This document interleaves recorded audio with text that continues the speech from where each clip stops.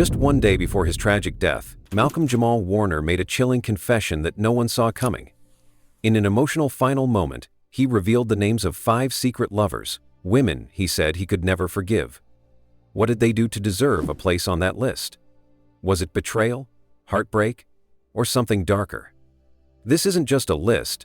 It's a raw, unfiltered glimpse into the pain he carried to the very end. The truth behind his words will leave you speechless. Malcolm Jamal Warner was the kind of person who made you smile when he walked into a room. To millions, he was Theo Huxtable, the funny, relatable teen on The Cosby Show, the one who brought joy into American living rooms week after week. But once the cameras stopped rolling, Malcolm's real life looked very different from the character he played. He once admitted he wasn't sure if he'd ever get married or have children, not because he didn't want to, but because he had been through so much heartbreak that love started to feel like a risk he wasn't sure he could take again. For Malcolm, love always seemed to come with loss. Every time he opened his heart, it ended with silence, separation, or sorrow. From the outside, people saw the success: a beloved actor, a talented musician, a thoughtful director. But what they didn't see was how deeply Malcolm craved something more personal, real, lasting love. He wasn't chasing fame, he was chasing connection. He didn't fear failure in his work. He feared being alone in a room with his thoughts. That kind of loneliness, the quiet kind, was the thing that scared him most. Throughout his life, Malcolm had relationships that made headlines and others that never reached the public eye. But no matter how the story played out, there was one constant: he loved with his whole heart. He gave everything, and when it ended, as it always seemed to, he didn't lash out. He didn't do interviews or air his pain to the world. He simply went quiet. That was how he handled heartbreak, in silence. But silence doesn't mean it didn't hurt. Over time, that silence built up. It became a weight he carried in every song he wrote, every line he delivered, every pause between public appearances. He smiled for the cameras, but his eyes often told another story, one of a man who had been through more emotional loss than most people ever knew. He wasn't bitter. That's the thing about Malcolm. He didn't blame the women he loved. He didn't speak badly about them, not even in private. Instead, he blamed himself. He questioned if he was too afraid, too hesitant, too closed off when it mattered most. He wondered if maybe he'd let love slip away because he didn't believe he truly deserved it. And that's where the sadness lived, not in what was taken from him, but in what he thought he failed to protect. In his 20s, he was already a household name, but he still struggled with insecurity. As he got older, the fame didn't fix that. If anything, it made it worse. Being in the spotlight only made it harder to find someone who loved him. Not the actor, not the public figure, but the real man behind the name. And when he did find someone who saw him for who he was, the fear of messing it up would creep in.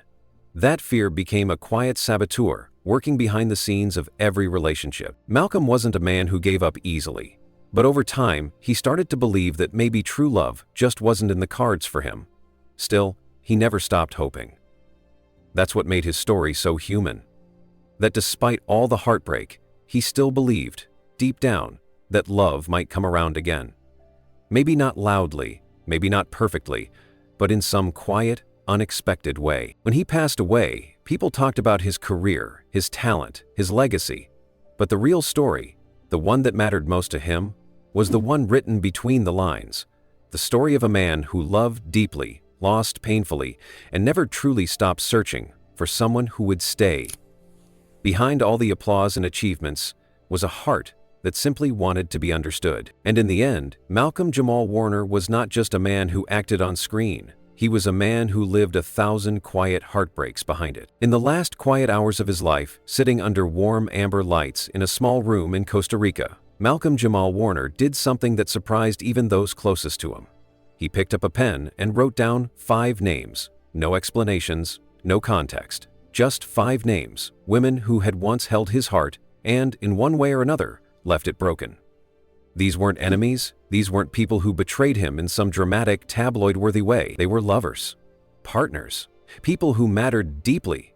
And yet, for reasons only he truly understood, he said, "I will never forgive." That list wasn't written out of anger. It came from a place far more fragile. Regret, sorrow, and maybe a little guilt.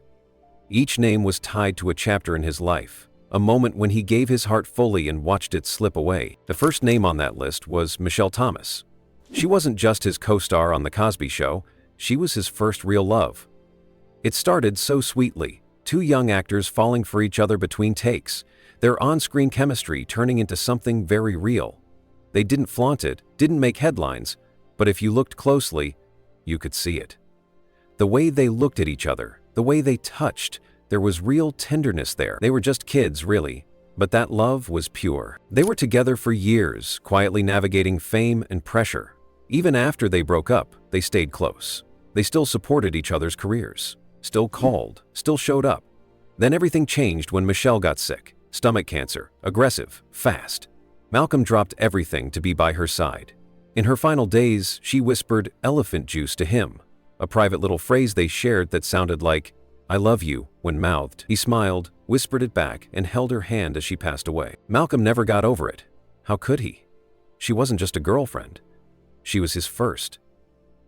The first person to see all of him. The first person he pictured a future with. And fate stole her away. He never forgave that. He never forgave the universe for taking her so soon, and maybe, deep down, he never forgave himself for not being able to do anything to stop it. Then there was Karen Molina White. Their love was quieter, less fireworks, more warmth. They were together for almost a decade. In Hollywood, that's a lifetime. Their bond didn't make tabloid headlines, but everyone who knew them said it was real, stable, respectful. Karen didn't demand attention. She didn't need the spotlight. She simply stood by him. During career highs, lows, transition. They drifted apart slowly. No big fight, no betrayal, just two people growing in different directions. And maybe that's what made it hurt more. There was no clear reason to let go. Just a slow fade, a growing silence. Malcolm never said much about that breakup, but those close to him said he felt real guilt. Like he'd let something beautiful slip away, simply because he didn't know how to hold on to it. It wasn't fate this time, it was him. And that Sasha de Awadam lived quietly inside him for years. When he wrote her name down, it wasn't out of anger toward her. It was about the part of himself he couldn't forgive. The third name was Regina King. That relationship was different. Public, passionate, powerful. People saw them as Black Hollywood royalty. Two stars who had both lived through tough chapters, finally finding each other. They looked good together, supported one another, and gave fans hope that love was still possible. But behind the smiles and red carpet appearances, things weren't so simple. Regina was ready to settle down. She had a son, she had responsibilities, and she wanted something solid. Malcolm, even though he loved her deeply, hesitated. Maybe he was scared. Maybe he still carried wounds he never talked about. Either way, when the time came to step forward, to commit, he pulled back. Regina felt it. She didn't say much, but one interview said it all. Sometimes you love someone, but they're not ready for your love. After the breakup, Malcolm went silent. He didn't respond to press questions, didn't comment on the rumors. But the silence wasn't avoidance. It was shame. He knew he'd let down someone incredible. And even though he never said it out loud, he carried that weight quietly. When Regina later suffered the tragic loss of her son, people wondered if Malcolm reached out. No one knows, but those close to him believed he never truly let go of her. Her name wasn't on that list because she hurt him. It was because he hurt her, and he never forgave himself for that. The fourth name, Karen Bryant, was less known to the public. She wasn't an actress or singer. She worked in the media world, strong and smart, a leader in her own right. Their relationship was mostly private. No red carpets, no interviews, just quiet dinners, short appearances, and long, meaningful talks. It felt safe, almost like a breath of fresh air, but it never became official. Karen wanted clarity. She didn't need a wedding, but she needed something solid. Malcolm, still reeling from past heartbreaks, kept things vague. He was afraid of rushing into something he wasn't ready for. But in doing so, he slowly let her slip away. Again, there was no fight, no dramatic ending, just silence. The kind of silence that leaves questions echoing for years. Later, when asked about love, Malcolm once said, "I once lost someone wonderful, not because we didn't love each other, but because we didn't talk enough. Many believe he was talking about Karen. Her name ended up on the list not because of something she did, but because he couldn't face the truth that sometimes love dies quietly, not from lack of feeling, but from lack of courage. The final name was Reen Hatcher. She wasn't a celebrity. She was a doctor. Smart, kind, grounded. Malcolm met her at a community event, and for a while, it looked like he'd finally found peace. Friends said he was different with her. More settled, more focused. There were even whispers about an engagement. They were shopping for rings. He talked about family, and then it ended. No one knew why. One day they were seen together. The next, they weren't. Some said Malcolm pulled away. Others said Renee needed a commitment he couldn't give. Whatever the reason, it ended in silence, like so many things in his life. And this time, it hit harder. Because he knew he was close, so close, to something real. Something lasting. And he let it slip. He once said, "Sometimes we have everything we need, but not enough courage to hold on to it." That was Renee. The one he might have built a life with. The one that almost was. That list of 5 names wasn't about bitterness. It wasn't about blame. It was about love. Love that didn't last. Love that turned into lessons. Love that left him with quiet regrets. Malcolm Jamal Warner loved deeply. That much is clear. But sometimes the heart can only take so much before it starts closing doors to protect itself. And yet, in the end, he opened one final door by writing down those names. Maybe it was his way of letting go.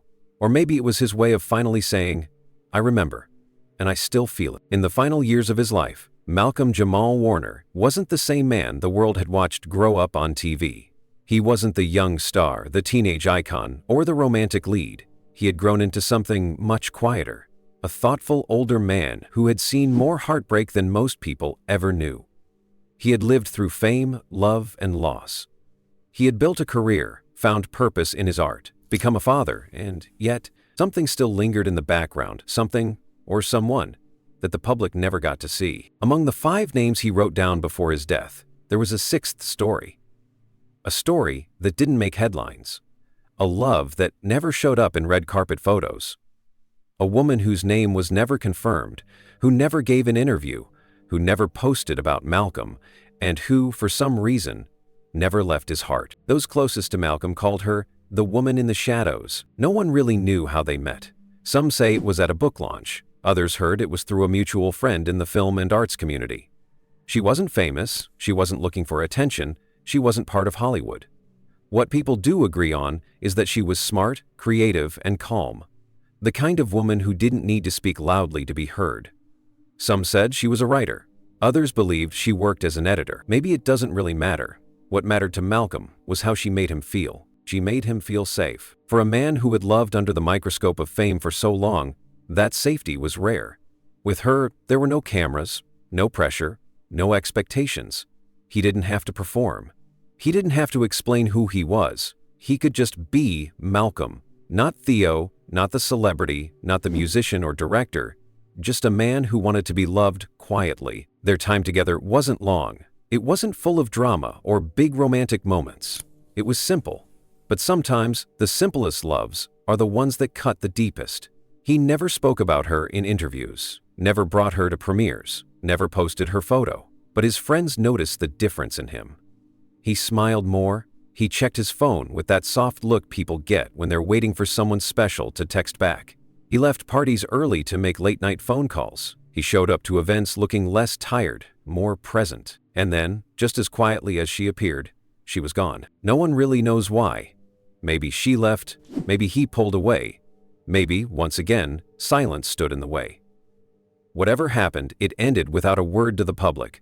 No press release, no goodbye, no drama, just silence. But that silence said everything. A close friend of Malcolm's once said, he wasn't angry. He didn't blame her. But he was different after she left. Quieter, sadder. Like something unfinished had been ripped away. He never talked about her, but people around him could tell. The way he spaced out during conversations. The way he played certain blues melodies over and over again. The way he scribbled things in notebooks he never let anyone read. He once said, "Sometimes absence hurts more than betrayal." That line wasn't for the press, it wasn't for a movie script. It was something he said in a private conversation, almost to himself. And everyone who heard it knew. He was still thinking about her. Years later, after he passed away, a strange thing happened. A social media post appeared. Short, cryptic, anonymous. It read, "He once told me that the scariest thing isn't betrayal, it's being forgotten." No name, no photo, no details. But those who knew Malcolm believed it came from her, and maybe that was the last piece of the puzzle. This woman, the final scar on Malcolm's heart, wasn't someone who wronged him. She didn't cheat, she didn't lie. She didn't leave him with a scandal. She left him with a question, a quiet, aching question.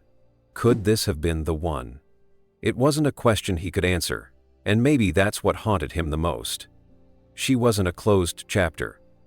She was an unfinished sentence. The other women on his list had stories. There were timelines, reasons, public memories. With her, there was only what wasn't. No photos, no memories shared, no closure. Just a lingering emotion he couldn't shake. She wasn't on the list because of anger. She was on the list because she reminded him of something terrifying, that even when love is real, even when it's honest, it can still disappear. No fight, no betrayal, just life pulling two people in different directions. And that quiet kind of loss is the kind you carry forever. In his final interviews, when asked about love, Malcolm didn't offer cliches. He didn't say everything happens for a reason. He didn't pretend he had it all figured out.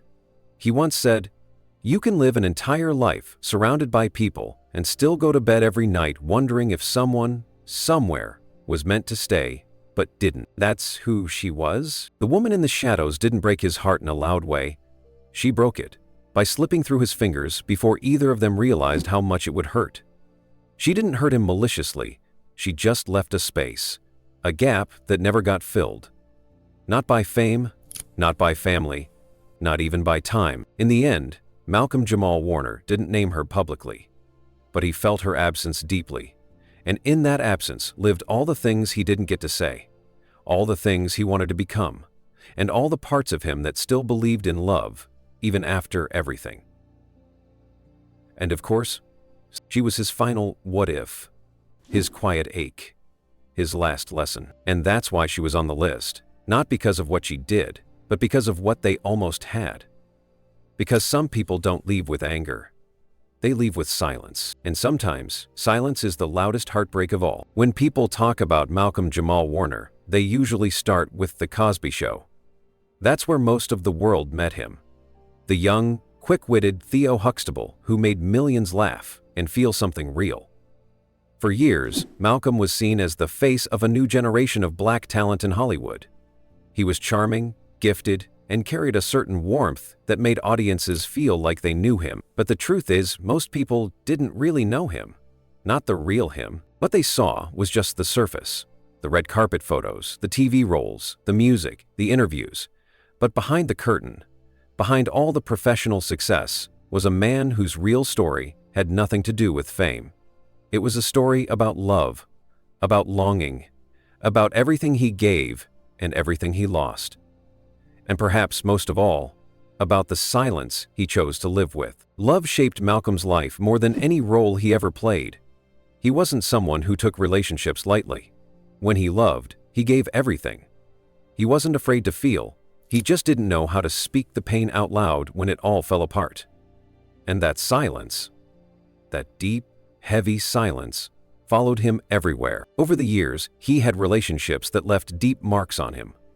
Some ended in tragedy, others in slow goodbyes. None were easy. But instead of blaming others or turning bitter, Malcolm turned inward. He let the heartbreak live inside his music, inside the interviews where he'd say just enough but never too much. Inside the journal pages no one ever read. That was his way of surviving. He never exploded. He folded into himself. There were 5 women he never forgave, but those names didn't come from hate. That list, the one he wrote in the final moments of his life, was more of a map of his emotional scars than a list of enemies. He never stopped loving them. That was the truth. He just never healed. And that's what he couldn't forgive. The fact that the love was real, and yet, it still ended. Again and again. His first love, Michelle Thomas, was stolen by illness. His long-term partner, Karen Molina White, slipped away with time. Regina King, perhaps the most public chapter of his romantic life, showed him what happens when timing and fear collide. Karen Bryant was a love that never fully formed, and Reneen Hatcher was the one that almost became forever, but didn't. And then there was the unnamed woman, the one he never shared with the world, but who lived quietly in the corners of his heart.